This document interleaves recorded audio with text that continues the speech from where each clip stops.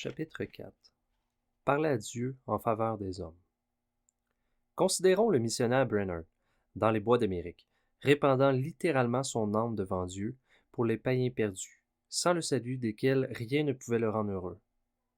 La prière secrète, fervente, pleine de foi, se trouve à la racine même de toute piété personnelle. Une connaissance suffisante de la langue du pays où vit le missionnaire, un tempérament doux et entreprenant, un cœur livré à Dieu dans une communion intime, tels sont les talents qui, plus que toute la connaissance et tous les dons, nous rendront capables de devenir les instruments du Seigneur dans la grande œuvre de la rédemption des hommes. Fraternité de Carey, Serampar. Il existe deux tendances extrêmes dans le service religieux. La première est de s'enfermer, loin de tout contact avec les gens. Le moine, l'ermite sont des illustrations de cela. Ils se séparent des hommes pour essayer d'être davantage spirituels. Ils échouent évidemment. Notre communion avec Dieu n'a d'utilité que dans la mesure où nous en répandons le précieux bénéfice sur ses créatures. Cette génération, pas plus que les prédicateurs, que les congrégations, n'est guère attirée vers Dieu. Nos soupirs ne se portent pas dans cette direction. Nous nous enfermons pour mieux pouvoir étudier. Nous devenons de vrais dévoreurs de livres, des termites de Bible, faiseurs de sermons, bourrés de littérature, de pensée, de philosophie. Mais où est notre prochain? Où est Dieu? Hors du cœur et hors de l'esprit de tout cela. Les prédicateurs qui sont de grands penseurs et qui passent beaucoup de temps pour leurs études doivent être aussi les plus grands dans la prière et le témoignage personnel. Sinon, ils deviendront les plus grands rétrogrades, des professionnels sans cœur, des rationalistes, les plus petits des serviteurs de Dieu. L'autre tendance est de populariser à outrance le ministère. Il n'appartient plus désormais à Dieu, mais c'est un ministère d'affaires, un ministère des gens. Celui-là ne prie pas, parce qu'il est envoyé vers le peuple. S'il peut toucher les hommes, créer un certain impact, un courant d'opinion en faveur de la religion et de l'intérêt pour l'œuvre de l'Église, il est satisfait. Sa relation personnelle avec Dieu n'a rien à faire avec son œuvre. La prière a peu ou point de place dans ses plans. Le désastre et la ruine d'un tel ministère ne seront jamais évalués par une arithmétique terrestre. Ce que le serviteur est dans la prière pour Dieu, pour lui-même, pour son peuple, il l'est aussi dans sa puissance pour le réel bien des âmes. C'est là que se forge sa vraie fécondité et sa vraie fidélité à Dieu, pour le temps et pour l'éternité. Il est impossible au véritable chrétien de garder son esprit en harmonie avec la nature divine de sa vocation céleste sans prier beaucoup. C'est une sérieuse erreur de croire qu'il puisse rester capable et à la hauteur de sa tâche, simplement par la tension du devoir, par la routine du service ou par sa laborieuse fidélité à l'œuvre. Même la préparation des témoignages à donner dans nos différentes spécialités, incessante et exigeante comme un art, comme un devoir, comme une œuvre ou comme un plaisir, absorbera et endurcira certainement. Négliger la prière éloignera de Dieu. Le savant perd Dieu dans la nature. Le prédicateur peut perdre Dieu dans son sermon. La prière rafraîchit le cœur du serviteur de Dieu, le garde en contact avec son Seigneur et en sympathie avec le peuple. Elle élève son ministère hors de l'air vicié d'une simple profession. Elle fait fructifier la routine et fait marcher toutes choses avec la facilité et la puissance de l'onction divine. Spurgeon disait « Évidemment, le prédicateur se fait remarquer par-dessus tout comme un homme de prière. Il prie comme un chrétien ordinaire, à moins d'être un hypocrite. Il prie plus que des chrétiens normaux, sans quoi il serait disqualifié pour la responsabilité qu'il exerce. Si vous, les ministres de l'Évangile, n'êtes pas des hommes de prière, vous êtes vraiment de pauvres gens. Si vous vous relâchez dans la recherche de la face de Dieu, vous avez non seulement besoin qu'on vous plaigne, vous, mais votre congrégation aussi. Et le jour viendra où vous serez honteux et confus. Toutes nos bibliothèques, toutes nos études ne sont que vides comparées à nos temps de dévotion personnelle. Les heures passées dans le jeûne et la prière, dans la présence de Dieu, ont été de grands moments en vérité.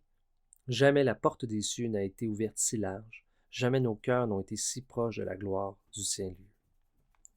La prière qui forme un ministère de prière n'est pas une petite oraison ajoutée par-dessus comme une touche de parfum, mais elle doit marquer son empreinte dans le corps, dans la forme, dans le sang et les os.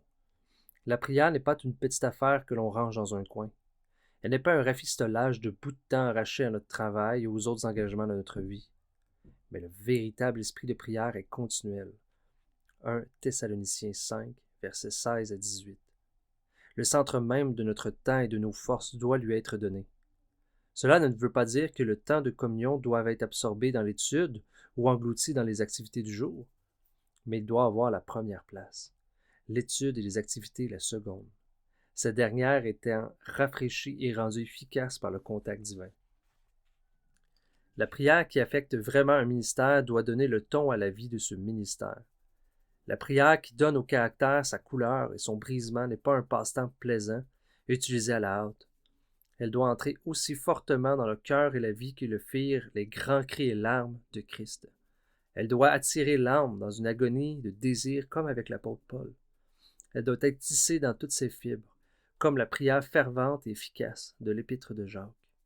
Elle doit être d'une qualité telle que, lorsqu'elle est versée dans l'encensoir d'or et présentée devant Dieu, l'Esprit Saint la rende vraiment spirituelle. Apocalypse, chapitre 5 et 8.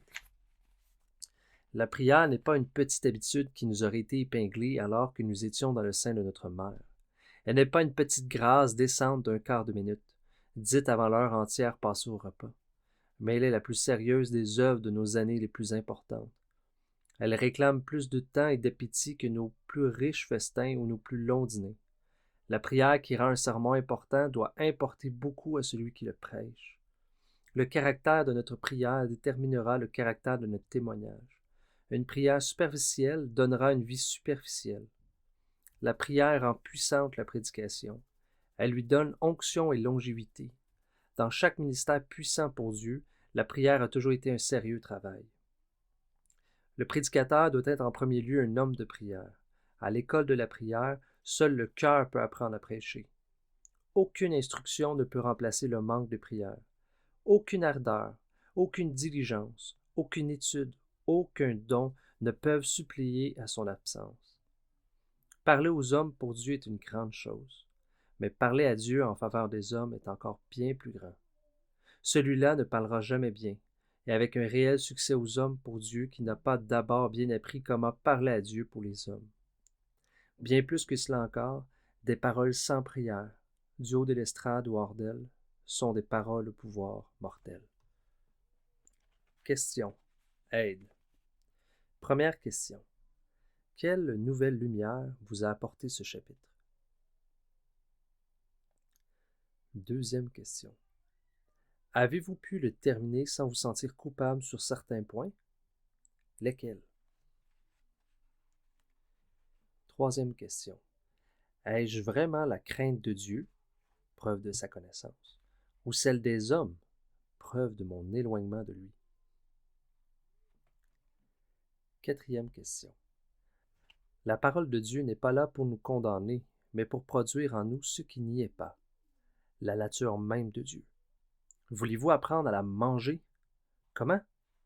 Voir Jean 6. Pensez. Jésus-Christ est la parole vivante de Dieu.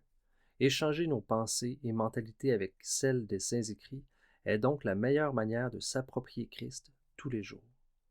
Une faculté d'émerveillement, une reconnaissance enfantine envers Christ sont certainement preuves d'un cœur qui grandit dans ses voies. 2 Chroniques, chapitre 17, verset 6.